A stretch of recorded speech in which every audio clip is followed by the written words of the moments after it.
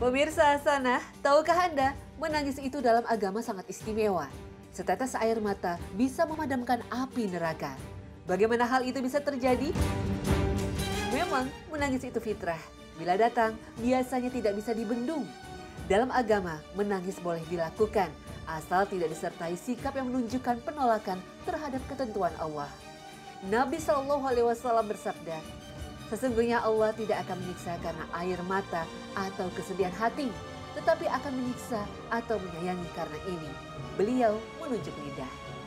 Tetesan air mata karena syukur dan karena takut kepada Allah SWT mampu memadamkan lautan api.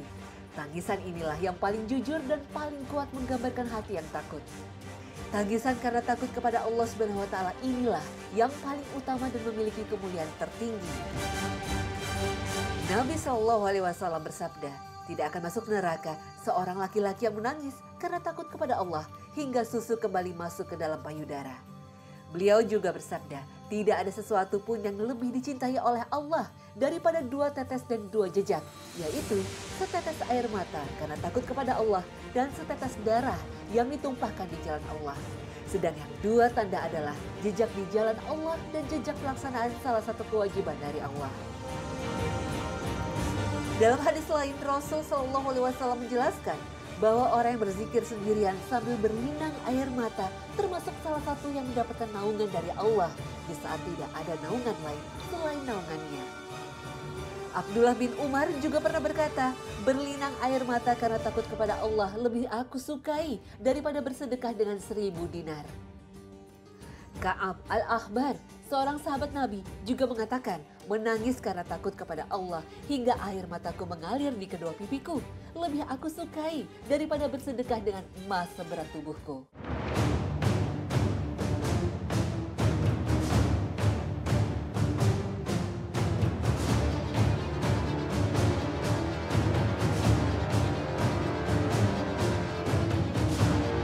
Dalam kehidupan sehari-hari, Nabi SAW juga sering menangis. Terkadang beliau menangis karena rasa sayangnya kepada salah seorang yang meninggal, atau takut umatnya tertimpa azab, atau menangis saat membaca Al-Quran. Bahkan ketika beliau menangis, seringkali diikuti oleh para sahabatnya. Suatu ketika, Usamah bin Zaid radhiyallahu anhu mengisahkan, salah seorang anak laki-laki putri Nabi SAW sedang menghadapi kematian. Lalu putri beliau mengutus seseorang untuk memanggil beliau. Rasul lalu mengirim pesan, sesungguhnya bagi Allah segala yang diambilnya dan segala yang diberikannya, setiap orang akan hidup hingga ajal yang telah ditentukan. Maka bersabarlah dan memohonlah kebaikan kepada Allah. Mendapat pesan ini, putri beliau mengirim utusan dan bersumpah demi Allah agar beliau sudi datang. Maka beliau berdiri dan aku pun ikut berdiri bersama Mu'az bin Jabal, Ubay bin Ka'ab, dan Sa'ad bin Ubadah. Setelah kami tiba, orang-orang menyerahkan cucu beliau sementara nafasnya sedang bergerak di dadanya bagaikan gibrah lama. Nabi menangis. Lalu Sa'ad bertanya, apakah engkau menangis? Nabi bersabda, sesungguhnya Allah hanya mengasihi hamba-hambanya yang pengasih.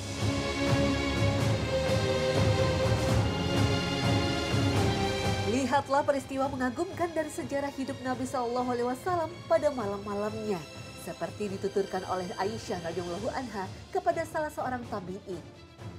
Pada suatu malam, beliau bersabda, "Hai Aisyah, biarkan aku beribadah kepada Tuhanku malam ini." Aku berkata, "Demi Allah, aku senang berada di dekatmu dan menyukai apa yang membuatmu senang." Beliau pun berwudu lalu berdiri menunaikan salat. Selanjutnya, beliau terus menangis hingga membasahi pangkuannya dan terus menangis hingga membasahi janggutnya.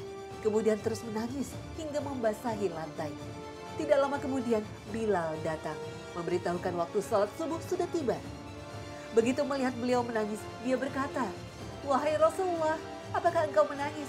Padahal Allah telah mengampunimu dari segala yang telah lalu dan segala yang akan datang." Beliau menjawab, "Tidak bolehkah aku menjadi hamba yang penuh syukur? Malam ini telah turun kepadaku sebuah ayat yang membuat pembacanya celaka jika tidak memikirkannya. Sesungguhnya pada penciptaan langit dan bumi." Abdullah bin Amr bin Ash menuturkan bahwa Nabi SAW suatu ketika membaca firman Allah SWT tentang Nabi Ibrahim alaihissalam. "Ya Tuhan, Berhala-berhala itu telah menyesatkan banyak dari manusia. Barang siapa mengikutiku, maka orang itu termasuk golonganku. Dan barang siapa mendurhakaiku, maka engkau Maha Pengampun, Maha Penyayang. Al-Quran Surah Ibrahim ayat 36. Lalu membaca firman lain tentang perkataan Isa alaihi salam. Jika engkau menyiksa mereka, maka sesungguhnya mereka adalah hamba-hambamu. Dan jika engkau mengampuni mereka, sesungguhnya engkaulah yang maha perkasa, maha bijaksana. Al-Quran Surah Al-Ma'idah ayat 118. Kemudian mengangkat kedua tangannya sambil berkata, "Ya Allah, umatku, umatku," dan menangis. Allah Subhanahu wa Ta'ala lalu berfirman, "Hai Jibril, temuilah Muhammad, Tuhanmu Maha Tahu, dan tanyakan kepadanya apa yang membuatnya menangis." Jibril pun mendatangi Nabi SAW lalu bertanya apa yang membuatnya menangis. Dan Nabi pun memberitahukan apa yang dia katakan. Sedang Allah lebih tahu. Allah berfirman lagi, "Hai Jibril, temuilah Muhammad dan katakan kepadanya, kami akan membuatmu ridho terkait dengan umatmu dan tidak akan membuatmu sedih."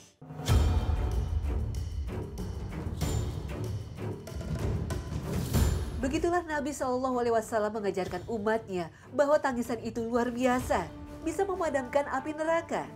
Tangis merupakan bukti kelembutan hati, juga pertanda jauhnya kekerasan hati.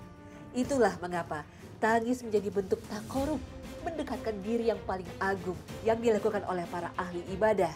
Cara yang paling banyak dilakukan oleh orang yang takut kepada Allah untuk menggapai kasih sayangnya.